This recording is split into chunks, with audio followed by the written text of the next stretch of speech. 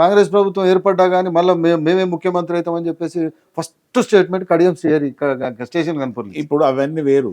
ఆ. కడియం శ్రీహరి ఏమనుకోండి పోయి మళ్ళీ కాంగ్రెస్ అవన్నీ ఇప్పుడు ఒకటి సంపద గారు మీకు తెలియదు. ఇప్పుడు పబ్లిక్ కన్జంప్షన్ కోసం పబ్లిక్ టీవీలో ముందు మాట్లాడడం అన్నది అవన్నీ ఇవి కూడా పెద్ద దాని ఏదో పెద్ద గొప్ప వాల్యూ ఉండదు. ఏదో మాట వస్తగా అంటారు ఊరుకుంటారు అదే. కానీ ఇది మనం నిజంగా చూసినప్పుడు ఏంటంటే కాంగ్రెస్ వాళ్ళు గవర్నమెంట్ వచ్చినాక అప్పటి వరకు ఒక 4-5 నెలల వరకు బీఆర్ఎస్ విపరీతమైన వ్యతిరేకత ఉండేది, దగ్గరలేదు. అప్పుడే అది ఆ షాపును క్లోజ్ చేస్తే అయిపోయేది. వాళ్ళు చేయలేకపోయారు. అది పెద్ద బ్లండర్, ఒక విధంగా వాళ్ళకి తప్పు. ఇప్పుడు క్లోజ్ చేయడం సాధ్యం కాదు. ఎందుకంటే ఇప్పుడు అంటే ఇక బీఆర్ఎస్ లో కాదు ఏక్నాథ్ సిండేల్ అంటే కాంగ్రెస్ లో ఏక్నాథ్ సిండేల్ తయారయ్యే అవకాశాలు ఉన్నాయి. ఎందుకంటే బీజేపీ ట్రై చేస్తే మాత్రం ఇక అది అట్లా ఉంటుంది సార్. ఇప్పుడు ఈ ఫార్ములా కేసులో అదే కేటీఆర్, విద్యుత్ ఒప్పందాల కేసులో కేసీఆర్, తర్వాత ఇది కాళేశ్వరం కేసులో హరీష్ రావు, ఎందుకంటే ఆయన నీటిపారుదల శాఖ. వీళ్ళ మీద కొద్దిగా పకడ్బందీగా ఉచ్చు బిగిస్తున్నట్టు తెలుస్తున్నది. వీళ్ళు ఒకవేళ కనుక జైలుకు పోతే పార్టీ వాళ్ళు నడపాలి. ఇప్పుడు ఒకటేమైతుందంటే దేనికైనా రాజకీయాలలో టైం అనేది చాలా ముఖ్యం. టైం ప్రకారం పోతేనేమో ఇవన్నీ కూడా అయ్యేది. నేను అదే చెప్తాను, ఇంతకుముందు చెప్పిందే మళ్ళీ చెప్తాను. ఇది 4-5 నెలల ముందే వచ్చినాక 6 నెలల ముందే ఇదంతా చేసి ఉంటే అయిపోయేది. 6 నెలల లోపల మొత్తం. ఇప్పుడు 1 year అయిపోయింది. 1 yearలో ఏమైందంటే కాంగ్రెస్ మీద కొంత వ్యతిరేకత. రెండవది కొంత బీఆర్ఎస్ పార్టీకి నిలబడ్డది. బీఆర్ఎస్ ఏం చీరిపోలేదు, లేకపోతే ఆ పోయిన 10 మంది ఎమ్మెల్యేలు కూడా కింద మీద అవుతారు, కోర్టులో కేసులు నడుతానే.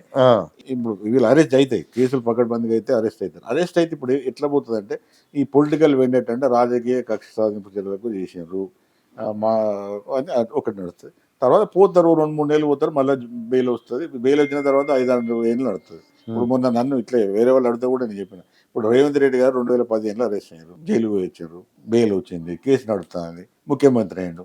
ఏముంటాయి ఇప్పుడు ఒకసారి ఇప్పుడు విజువల్గా మనం చూస్తే పొలిటీషియన్కి శిక్ష ఏంటంటే బెయిల్ దొరకకపోతే ఆ బెయిల్ దొరికే వరకు ఉన్న జైల్లో ఉన్న శిక్ష తప్ప. ఇప్పటి వరకు నేను చూసినా కదా, అంతో ఇంతో ఒక ముఖ్యమంత్రిగా ఉండి జైలు శిక్ష అనుభవించిన వాళ్ళు 2-3 ఉన్నట్టున్నారు. ఒకరు లల్లూ ప్రసాద్ యాదవ్, జగన్ సీఎం జయలలిత, ఆయన చౌతాలా ఉన్నాడు, ఏది మన చౌతాలా ఉన్నాడు, జయలలిత. ఈ తప్ప పెద్దగా ఎవ్వరు కూడా ఓన్లీ బెయిల్ కూరకే జైలు ఉంటారు అంతే. కానీ బెయిల్ దొరికిన తర్వాత ఎవ్వరి మీద ఆరోపణలు ఇప్పుడు వీళ్ళకి కూడా తెలుసు, వీళ్ళకి కూడా లీగల్ లూప్ హోల్ తెలుసు. ఏదైనా కూడా వాళ్ళ మీద ఈ కేసుల నిరూపణ కావాలంటే 5-6 ఏళ్ళు పడుతుంది. మళ్ళీ ఎలక్షన్లో మనం గెలిచే అవకాశం ఉంటుంది కాబట్టి ఇప్పుడు అది అసలు అప్పుడే చేసేది ఉంటే వాళ్ళు అది ఫెయిల్ అయ్యారు. ఇప్పుడు చేయడం అన్నది అంత సులభం కాదు. కేసులు నడుస్తాయి, కేసులు పెడతారు, అరెస్ట్ అవుతారు, జైలుకు పోయేస్తారు, బెయిల్ వస్తుంది, కేసులు నడుస్తూనే ఉంటాయి. అంటే రాజకీయంగా మమ్మల్ని ఎదుర్కోలేకనే, మా నాయనని ఎదుర్కోలేకనే, అది కేసీఆర్ని ఎదుర్కోలేకనే నా పైన మా అన్న పైన కేసులు పెట్టిండు. మేము ఈ కేసులకు భయపడేటోళ్ళం కాదు, కడిగిన ముత్యంలా బయటకు వస్తాం అని చెప్పేసి కవిత. ఇప్పుడు కడిగిన ముత్యం అది యాసిడ్ పెట్టి కడుక్కొని. ఇప్పుడు వాస్తవాలు ఎప్పుడు కూడా కడిగిన ముత్యాలు ఉండవు, లేకపోతే అదేదో ఇది బురదల పడ్డ రాయి లెక్క ఉండదు.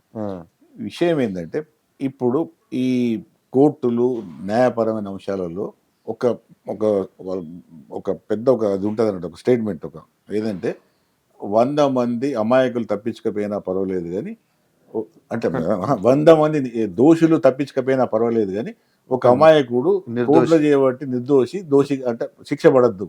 కాబట్టి కోర్టులు కూడా ఏం చేస్తాయంటే చాలా మట్టుకు అవకాశాలు ఇస్తాయి వీళ్ళకు. ఆ వెలుసుబాటు, కోర్టులో ఉన్న వెలుసుబాటును రాజకీయ నాయకులు వాడుకున్నంత గొప్పగా ఇంకెవడు వాడుకోడు. ఓకే, వీళ్ళే కాదు, ప్రతి ఒక్కరు అదే చేసిన వీళ్ళే ఈ యొక్క టీఆర్ఎస్ ఈ నాయకులను కాదు, దేశం మొత్తం మీద పరిశీలిస్తే ఈ కోర్టులలో అనేక వెలుసుబాట్లు ఏవైతే ఉన్నాయో ఆ వెలుసుబాటును మ్యాక్సిమంగా వాడుకుని అందులో ఎక్కువ వాడుకున్న వాళ్ళు చంద్రబాబు నాయుడు మీద 20-30 కేసులు ఉంటే ఒక కేసు కూడా రాకుండా ఆయన ఆపుకున్నాడు చాలా రోజుల వరకు. మొన్న ఏదో జగన్ మొండి పట్టుబడి మొన్న వదిలిపెట్టి. అంటే ఇవన్నీ నేను ఎందుకు చెప్తున్నానంటే కోర్టులలో తేలడం అన్నది అది నడుస్తుంటుంది, సంవత్సరాల పొడుగుతా నడుస్తుంటుంది. ఎలక్షన్స్ వస్తానే పోతాంటే ఇవన్నీ పోతాయి. అవును. ఇప్పుడు ఇది ఒకవేళ ఇది ఒక గవర్నమెంట్ వచ్చినాక 3-4 నెలలలో చేసి ఉంటే బాగుండేది. కానీ వాళ్ళు ఎందుకు చేయలేదు, మరి ఎటువంటి కారణాలు, వాళ్ళకున్న కారణాలు నాకు తెలియదు. అది చేసి ఉంటే బాగుండేది. కానీ ఇప్పుడు ఇంకా కాలం పెరిగిన కొద్దీ, ఒకవేళ కాలం పెరిగిన కొద్దీ అరెస్ట్ అయితే మళ్ళీ సానుభూతి పెరుగుతుంది ఎవరికి, కేసీఆర్ వాళ్ళకి. అదే పెరుగుతాను, అదే కదా. ఇప్పుడు అదే నేను చెప్పేది ఏంటంటే ఇప్పుడు ఏమైందంటే కేవలం రాజకీయ కక్ష సాధింపు చర్య అంటారు వాళ్ళకి. అదే మొదలై వ్యతిరేకత ఉన్నప్పుడు లోపలికి షాప్ క్లోజ్ చేస్తే అయిపోయి చేయలేదు, అదే అది చేయలేదు, ఫెయిల్ అయ్యేది కాంగ్రెస్ ఒక విధంగా. అది సీఎం రేవంత్ రెడ్డి గారు ఫెయిల్యూర్, కాంగ్రెస్ ప్రభుత్వ ఫెయిల్యూర్, రెండు ఫెయిల్యూర్. Okay sir. అంటే ఇప్పుడు సరే ఈ దశలో ఇది నడుస్తుంది, ఇంకా ఎన్నికలకు 4 సంవత్సరాల టైం ఉంది. ఇంకా 4 సంవత్సరాలు. ఇంకా 4 సంవత్సరాల టైం ఉన్నది. ఉం. అప్పుడే ఇద్దరు సీఎంలు తయారైన సార్. టీఆర్ఎస్ భవన్లను, బీఆర్ఎస్ భవన్లను, తెలంగాణ భవన్లను కేటీఆర్ సీఎం అని నినాదాలు, ఉం. నిజామాబాద్ పోతేనో కవిత సీఎం అని నినాదాలు. ఇంకా 4 సంవత్సరాలు ఎన్నికలు ఉన్న తర్వాత ఇద్దరు సీఎంలు రెడీ అయి కూర్చున్నారు. ఇప్పుడు దీన్ని ఎట్లా చూడాలంటే ఆధిపత్య పోరు కింద చూడాలా? ఇప్పుడు ఆధిపత్య పోరు ఇప్పుడు ఒకటి ఏంటంటే భారత రాజకీయాల్లో దురదృష్టవశాత్తు అంటే ఈ ఒక దురదృష్టకరమైన అంశం ఏంటంటే ఈ రాజకీయాలన్నీ కూడా కుటుంబ రాజకీయాలు అవుతున్నాయి. ఇవి ప్రజా రాజకీయాలు. ఇప్పుడు టీఆర్ఎస్ ఒక ప్రజా పార్టీ, అది ప్రజల కోసం ఉన్న పార్టీ. కానీ ఏమవుతున్నాయంటే అన్ని రాజకీయ పార్టీలు కూడా ఎక్సెప్ట్ నేను చూసిన ఒక్క బీజేపీ తప్ప దేశంలో ఇంక్లూడింగ్ కాంగ్రెస్ దాదాపుగా అన్ని రాజకీయ పార్టీలు కూడా కుటుంబ పార్టీ, కుటుంబ పెత్తనం, కుటుంబ రాజకీయాల నేపథ్యంతో నడుస్తాయి.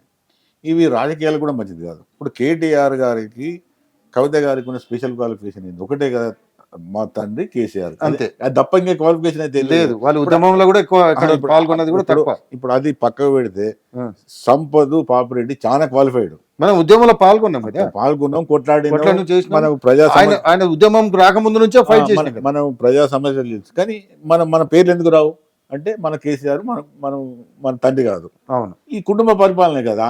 ఇక్కడ నచ్చిన వాళ్ళు అక్కడ స్లోగన్స్ ఇస్తారు, ఇక్కడ నచ్చిన వాళ్ళు ఇక్కడ. ఇదంతా ఏమంటారు, సైకో ఫ్యాన్స్ అంటారు. అంటే ఈ ముఖ ప్రీతితో పనులు చేయించుకోవడం, జై జై అని. ఇప్పుడు జై జై అంటే వాళ్ళు ఎందుకంటారు, ఉట్టుకంటారా? వాడికి ఏదో లాభం ఉంటుంది మొత్తం.